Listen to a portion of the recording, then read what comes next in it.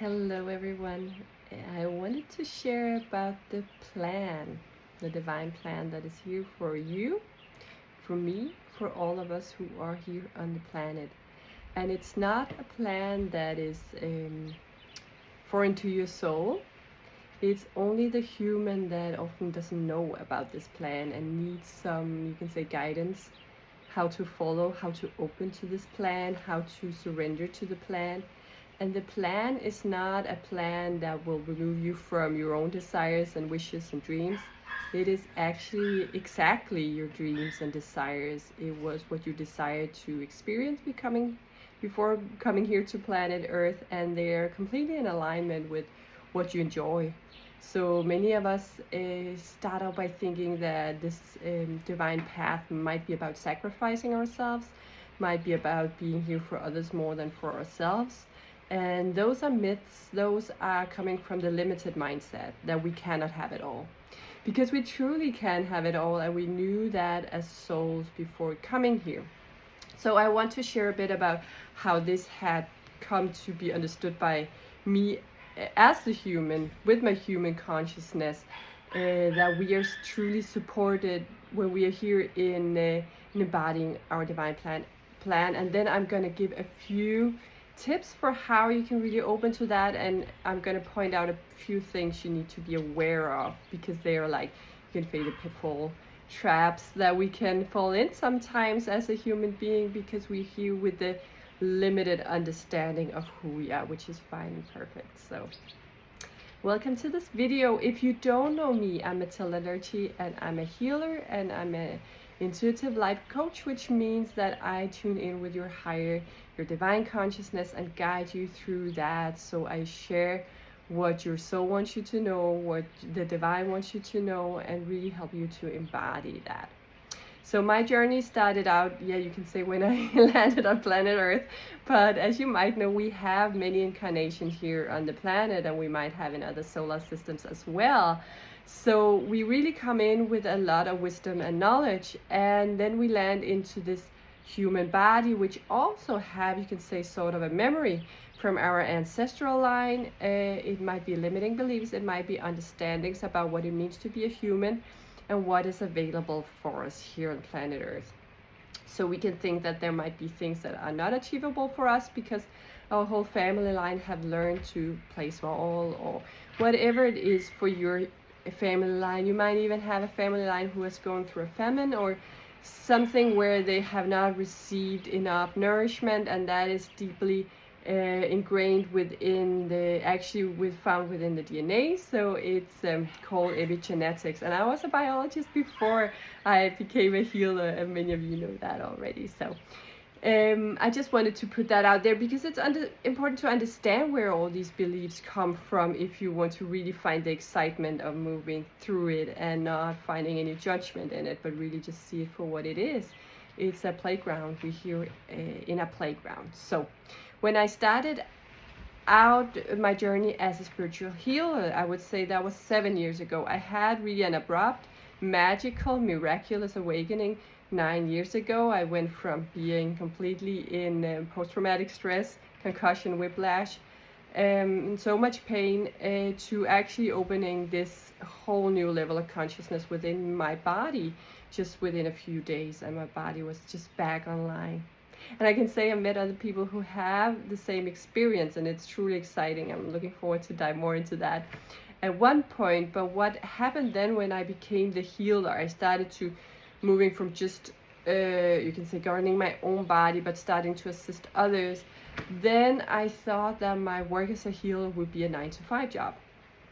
And that's what I just shared with all of you in my newsletter. I thought it would be like a normal job. I saw maybe a massage therapist, other healers working that way, and you had to go out there and get the clients, advertise getting the clients, and then you work that way. And it never worked that way for me. So in the beginning, it was actually hard to receive from what I gave. It was different to suddenly receive for being me instead of for the one I had played as a biologist. I was suddenly receiving payment from people I knew, I loved, and they were, you can say, paying me for being who I am. And that was in the beginning filled with a lot of unworthiness. But when moving through that and choosing to move through that, I came in to understand that there was a different way for me forward. It was to open to the relationships within all the relationships with my clients. It was really opening up, being seen, and allowing myself to see them very, very deeply and see that we are soul connections. So I think that was the first step, to understand that anyone coming into my creation to receive my help, coming into my world to receive my assistance, they were divinely guided to me as I was divinely receiving them.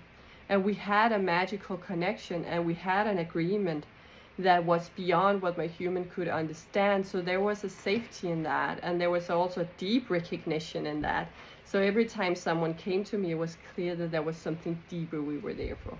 My greatest, you can say, task was just to allow myself to open to them and say yes, continue to say yes. So what then happened was that I received a lot of guidance and inspiration, and I was allowing myself to say yes to those. I could feel them, and just as my work with the children, I could feel it was there. I could feel that there was something big coming. I didn't know what it was, but it was a desire to explore more and see more that made me say yes to that. And I also felt the importance in that mission. There was a point where I felt like, oh, I can maybe just say no, and they were like, you're here for this. You planned to come here to do this. You can always say no. You have your free will. But know that you are really an expert in this, because we can tend to just look at this human life and say, oh, but what do I know about that? Oh my God, you've been researching for lifetimes and lifetimes and beyond the veil. You have an expertise that is amazing. And when you allow yourself to open up to that and see what is the treasure chest you're bringing into this life, then you can see that there is truly a plan. Not only are there the soul connection that I talked about first, and they are there for every step of your way. And that might be why you feel in the beginning, oh, there's no flow of clients. It's because you haven't yet opened up to all the connections. You open up to some of them where you feel safe, and it's perfect. Know that that is you can say the introduction, that is the integration of you feeling safe in relationship, and then it will come later. It will come later when you're ready.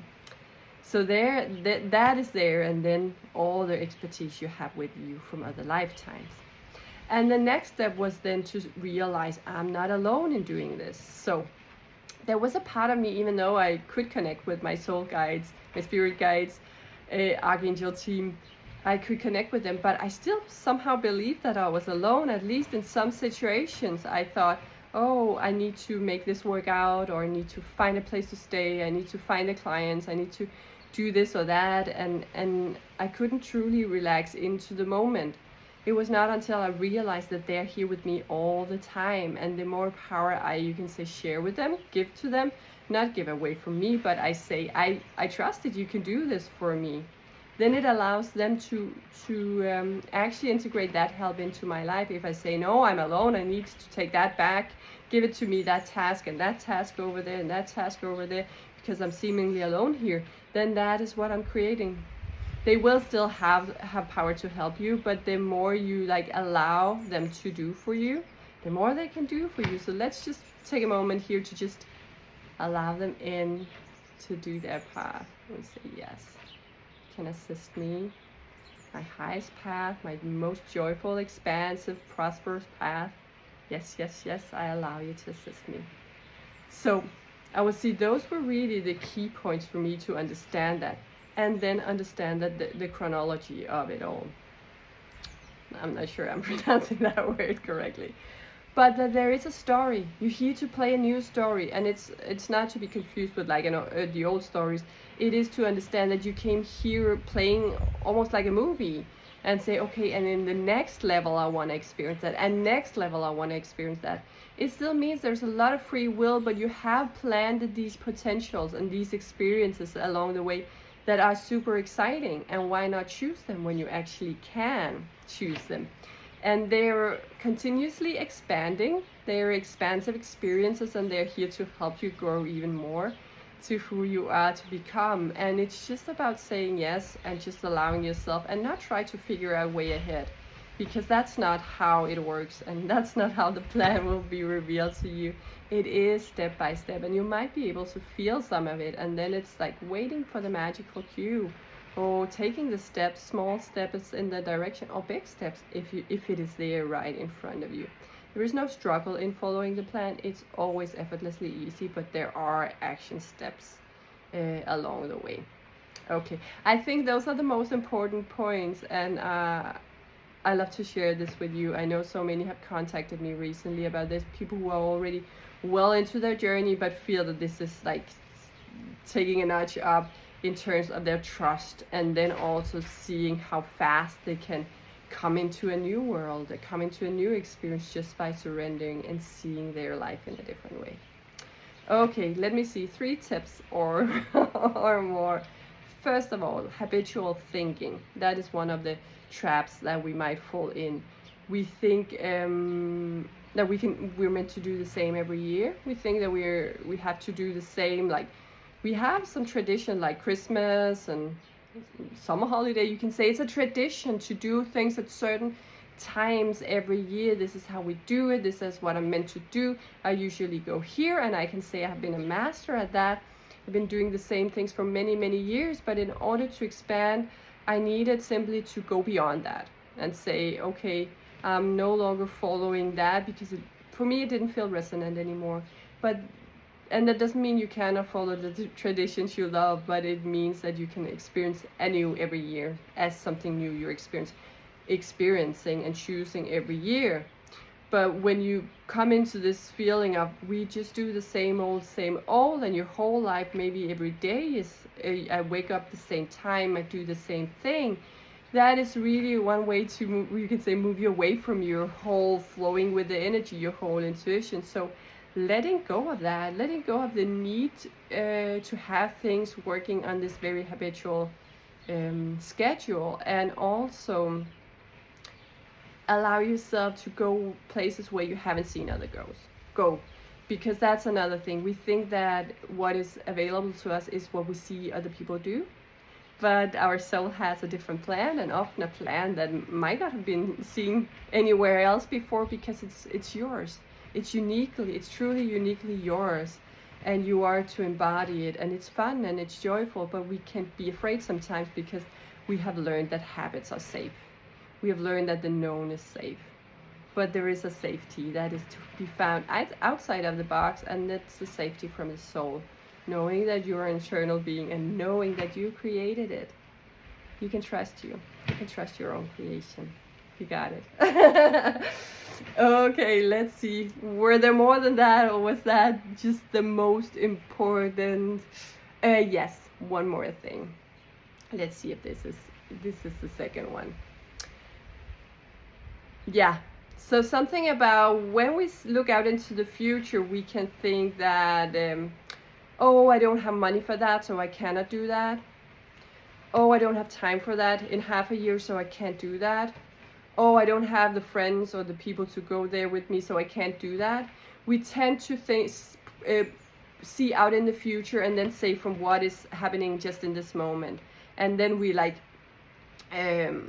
then we rule out some options that are available, or you can say potentials that are available from us, by thinking that we cannot achieve them because we don't have the money in this moment, or we don't have the time in this moment. We don't think we will have the time out in the future, or the friend, or whatever it is. And it's so important that we understand that this is moving in, the money, the friends, the time is moving in the moment we say yes. So if we continue to say, I don't have that, we will continue to hold that door closed until it will eventually pop open. If that is our agreement, we will see it open at one point. But we can help it open up before by just saying, yes, I say yes. I don't know how this is going to come into place, but I say yes. And as long as you can continue to feel the vibration of the experience, then you're continuously tuning in with your yes. It doesn't mean that it's going to happen necessarily on the time you thought it would. It might actually happen before. It might also happen after. It will be when time is ripe, but you allow the funds to move in for that experience. You allow the friends to move in for that experience, or the partner, all the time, whatever it is. So you simply need to energetically open up in the now moment, and that is so very, very, very important. And the same goes for your ability. You might think, oh, I cannot offer that, I don't know how to do that, but also know that your abilities continuously come back online throughout your life if you allow it to. You open up to more and more aspects of you. These aspects have their you can say they have their areas of expertise, as I mentioned before. So suddenly you might be able to do things you had not been able to before. Oh yes, yeah. So generally I would say just allowing yourself to use your imagination. I hear that from sometimes I won't let myself imagine that, I don't let myself dream about that. That is an important one because that is where our reality starts, in our dream. So if you're not dreaming that, you might be dreaming something much smaller, because that is what you're imagining. Imagining and dreaming is the same thing in this case. So if you want to experience something, dream it, imagine it all the time, as much as it feels good to you. And you might meet limiting beliefs when you do it. You might find out, oh, that's why it's actually not happening in reality, because I hardly let myself imagine it. So how can I ever receive it? And at one point you will be mastering it fully, so that you can just hold the vibration. It will just come into your reality. You don't have to think about what I just mentioned before, about all the things you thought needed to be in place in order to receive it, and then you can just allow it to roll like that. So that is what I want to share with you about the divine plan and allowing for the plan. So there's free will. I want to say that. I always said that a couple of times, because some of us, we get a bit confused with that. It's not that there is this faith that you have to one thing that is your faith and you have to follow it and you cannot do anything else. Yes, you can definitely play smaller than that, but why would you? It's so fun. It's so fun to play in those realms, but it's also a gradual integration. And yes, we meet our limiting beliefs, but for you who are used to having a bit of going through a bit of discomfort at times when you are in your expansions, this is how it is. This is how it is. We go through our, you can say, discomfort of moving through those parts of ourselves that were smaller than who we truly are. So it's just a homecoming. It's allowing ourselves to be more and more of who we are. And yes, it gets a lot easier. It does. In the beginning, it can be intense. Yeah, I definitely tried that myself and experienced that our mind can loop around certain things, and there it can really help to have a community or assistance. And that's also why I want to end off with, I didn't know that, but I wanted to end with inviting you for my community. I have a membership community. So if you want to embark more on this journey and want to have someone holding your hand on the way, we have a beautiful, beautiful community. My membership community, it's $39 a month. We have 2 monthly calls where you will receive the assistance that you need. We pull cards and read the energies, and we do deep guided activations and meditations. We have theme videos every month to help you really integrate your higher path, your higher self, the energy that you are, and really release some of the things that are stagnant energies, whatever limiting beliefs that might be keeping you small. So okay, I wanted to share that with you. Have a beautiful day, everyone. Bye for now.